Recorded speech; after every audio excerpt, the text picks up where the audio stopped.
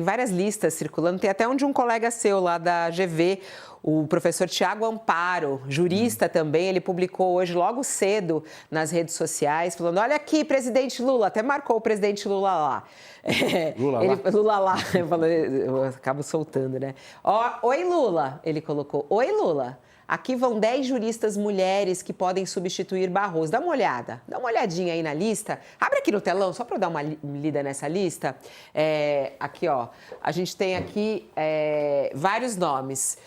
E aí depois ele até falou assim, vai nos comentários e coloca lá se quem tem mais nome. 10 juristas apresentadas aqui pelo Tiago Amparo, jurista, colunistas do Jornal Folha de São Paulo.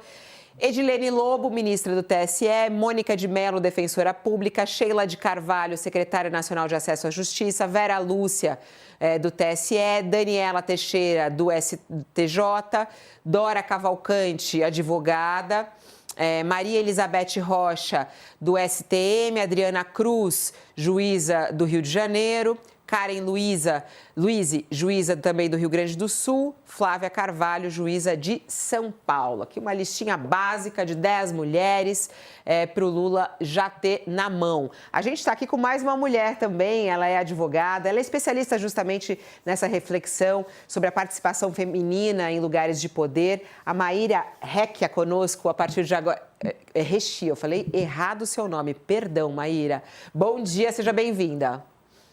Obrigada, Fabiola. Bom dia a todas as pessoas que nos acompanham. É uma honra e uma alegria estar aqui nessa manhã com vocês. A gente vê até pelas postagens e até nas escolhas anteriores do presidente Lula, as mulheres não escondem a campanha, né? A partir de agora, as mulheres juristas estão em campanha para que Lula aumente a diversidade no Supremo Tribunal Federal. Queria lhe perguntar qual é a importância disso. Por quê? É meio óbvio, mas eu acho que é importante a gente falar sobre a obviedade. Eu vou hoje na onda do Josias, que falou que é importante dar até bom dia ao óbvio. Por que é importante Lula colocar uma mulher lá entre as cadeiras do Supremo Tribunal Federal? Fabiola, eu acho que é uma questão de representatividade, de fato, né? Nós, mulheres, ainda estamos muito pouco representadas nas esferas de poder. A gente pode fazer um paralelo com a esfera de poder político, por exemplo, quando quase 900 cidades brasileiras não tem nenhuma mulher na vereança, estamos no nosso melhor cenário com 18% de cadeiras ocupadas pelas mulheres no poder legislativo, mas veja que nos nossos tribunais superiores as mulheres estão em minoria absoluta. Então, acho que o primeiro ponto é uma questão de representatividade, especialmente quando a gente trata dos dados de quem é a mulher no Brasil. Nós somos a maior parte da população brasileira e nós não estamos nas mesas de tomada de decisão ou nas mesas dos tribunais superiores, ou então dos próprios tribunais de justiça estaduais. Basta a gente olhar o retrato dos tribunais de todo o país, que nós vamos constatar que a maioria ainda é feita de homens brancos. E esse recorte, ele é muito simbólico, porque os homens brancos são a menor parte da população brasileira. A maior parte hoje, inclusive, quantitativamente, é ocupada por mulheres negras, né? Nós somos a maior parte do eleitorado, já somos responsáveis por 44% dos lares brasileiros financeiramente. Então, acho que tem muitas métricas que demonstram que é importante que uma mulher agora ocupe uma cadeira no Supremo Tribunal Federal, seja pela representatividade, seja porque as mulheres também cumprem com os requisitos de reputação ilibada, nós temos inúmeras, e também de notável saber jurídico. Então, eu acho que, para além de termos muitas mulheres valorosas que podem angariar para o Supremo decisões brilhantes, né? Muitas preparadas, essa lista do Tiago Amparo de fato está muito boa. Eu tomaria liberdade de pedir a inclusão de mais 2 nomes, Patrícia Vanzolini, que foi a primeira mulher presidente da OAB do Estado de São Paulo, Inês Coimbra, que hoje também ocupa um cargo super importante aqui no Estado de São Paulo, mas a gente tem mulheres de todo o Brasil que cumprem com esses requisitos e que não podem ficar preteridas para ter uma reprodução de uma lógica ou de um padrão que ainda quem ocupa as mesas de tomada de decisão são homens brancos, com todo respeito àqueles que estão concorrendo, que pretendem concorrer, mas acho que é urgente nós termos uma mulher agora indicada pelo presidente Lula. Muito bom, eu acho que tem que circular essas listas, né, Josias? Vamos falar com óbvio, Josias. Você como um homem branco, o que você acha da importância de ter uma mulher lá no STF? Qual é a importância disso? Vamos falar com óbvio. A aplicação do direito, Fabiola, é uma decorrência do bom senso. Você precisa ter bom senso. E o bom senso também envolve a pluralidade de pontos de vista. Veja o que está acontecendo agora no Supremo. Há lá uma discussão pendente sobre aborto. A ministra Rosa Weber, antes de se aposentar, deixou um voto lapidar em relação a essa matéria. E está lá engavetado, foi engavetado inclusive pelo ministro Luiz Roberto Barroso, está saindo agora, a pretexto de não produzir mais eletricidade num ambiente já bastante eletrificado, está lá. E o ministro Barroso até disse ontem, se tem dúvida se vai formular ou divulgar o seu voto, porque tem esse receio político. Agora, só tem uma mulher, só restou uma mulher com a aposentadoria da Rosa Weber, só ficou a ministra Carmen Lúcia. E na discussão sobre aborto, por exemplo, seria extremamente salutar se houvesse, na instância máxima do judiciário, mais mulheres, que têm, evidentemente, mais autoridade para falar sobre essa matéria. Assim, também em relação a várias outras matérias. A diversidade de pontos de vista a diversidade faz das decisões jurídicas decisões mais bem acabadas, mais bem formatadas. Mas, aparentemente, o Lula está relegando a segundíssimo plano essa questão do gênero. Ele, quando abordado sobre isso, agora, inclusive, nesta semana, conversaram com ele sobre isso. Não vai levar em conta o gênero? Ele diz que, simplesmente, já nomeou várias pessoas. Ele fala, várias mulheres já nomeei neste terceiro mandato. Aí menciona as nomeações que fez para o Superior Tribunal de Justiça, e ele, de fato, nomeou lá a Maria Marluce Caldas Bezerra, nomeou também para o STJ a Daniela Teixeira.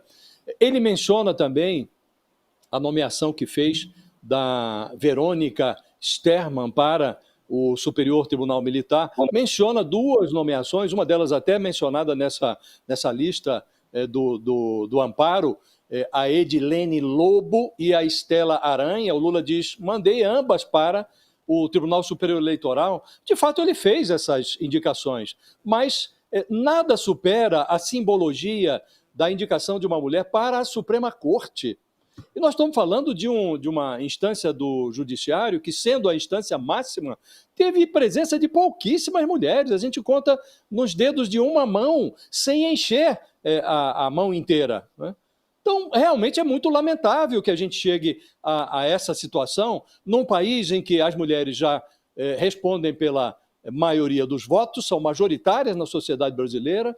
As mulheres estão respondendo, se você pega as famílias mais pobres no Brasil, Fabiola, as mulheres comandam os lares brasileiros. Elas já foram acomodadas, aliás, numa decisão sábia, nas políticas sociais do governo, as mulheres são as beneficiárias diretas, porque sabem que cabe às mulheres gerenciar hoje os lares brasileiros. Então a mulher tem um papel prevalente na sociedade brasileira, né? As mulheres estão ralando aí para encher a geladeira, já passou aquele tempo patriarcal em que o homem era a última palavra em tudo, não é mais, a sociedade é outra, e essa realidade nova precisa ser reconhecida na composição dos espaços de poder no Brasil. As mulheres estão subrepresentadas no Legislativo, no Executivo e também no Judiciário. O Lula faria um bem a si mesmo se presenteasse agora a sociedade brasileira com a indicação de uma mulher preparada, e são várias as que estão aí à disposição para serem indicadas para o Supremo. Isso renderia, inclusive, votos, Fabiola. É impressionante como o Lula não enxerga essa obviedade, né? Esse ponto é fundamental. Eu já volto para você, Maíra, que o professor Cláudio Couto tem que nos deixar em instantes. Eu queria pegar esse ponto, que a gente está aqui com um grande cientista político, professor da FGV. Gente, eu estou te chamando de Lula e de Bolsonaro, ô Josias, eu não sei por quê. É a barba branca. O Josias acabou de falar de render votos. Estamos aí em plena campanha para 2026. O fato de Lula, se caso aconteça, não escolher uma mulher, vai pesar contra ele nas urnas?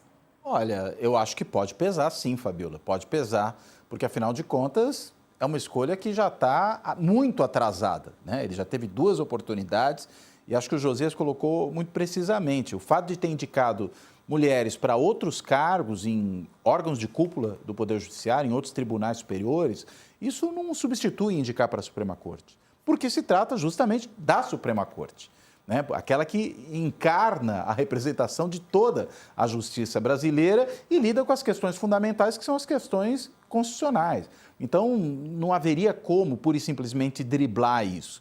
E seria muita insensibilidade do presidente não levar isso em consideração agora. Então, é claro que isso pode pesar negativamente, né? Pode até não ser um fator decisivo, mas que muita eleitora, certamente, e outras pessoas que também veem a necessidade desse aumento de diversidade de gênero dentro do Supremo, vão votar, até, quem sabe, no Lula, só que contrariadas com essa posição. Quanto a isso, eu não tenho dúvida alguma. Então, acho que ele está realmente em débito com a sociedade brasileira, nesse seu terceiro mandato, quanto a essa ampliação da diversidade de gênero dentro do Supremo.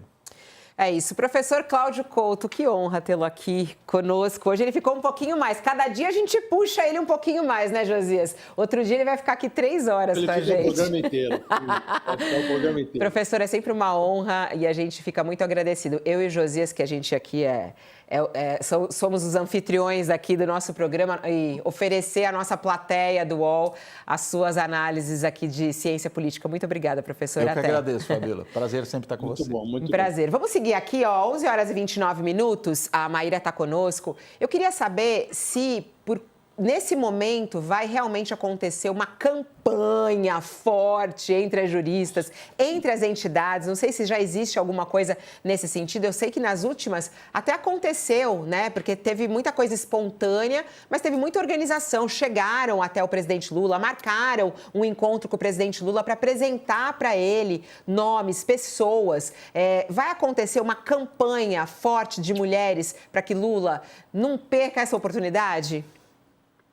Com certeza, Fabíola, a gente tem feito isso nas outras indicações de Tribunal Superior. Então, de fato, o presidente ele nomeou para o STJ, para o STM, até para o próprio TSE, várias mulheres. A campanha continuará por uma indicação de uma mulher no Supremo Tribunal Federal e acho que cabe um ponto de reflexão, né, aqui, no sentido de que, muito embora o nosso presidente tenha indicado tantas mulheres competentes para essas vagas, se a gente olhar para a disparidade ainda que existe dentro desses espaços, as próximas 5 vagas deveriam no Supremo serem ocupadas por mulheres para que a gente possa começar a falar de paridade. A gente não pode só falar na questão de gênero e raça, de uma questão de cota ou e equidade racial. A gente tem que começar a falar sobre paridade e entender que política afirmativa de inclusão é ponto de partida, não é ponto de chegada. Então, embora sim tenha acontecido várias indicações, com mulheres sendo nomeadas em alguns espaços, é fundamental que isso também se reproduza na nossa Suprema Corte. E digo mais, é uma preocupação, inclusive, dos tribunais, do CNJ, quando o CNJ estabelece dentro dos seus critérios de promoção, um critério de promoção alternado, de merecimento e etc., um critério que só as mulheres concorram entre si, para começar também a corrigir aquela disparidade que eu disse no início, dentro dos tribunais estaduais. O CNJ também se preocupa com esse olhar diferenciado para questões de gênero e raça, quando edita uma cartilha que hoje todos os magistrados e magistradas têm que cumprir, que é uma cartilha de julgamento para julgamento com perspectiva de gênero e raça, para que dentro dos processos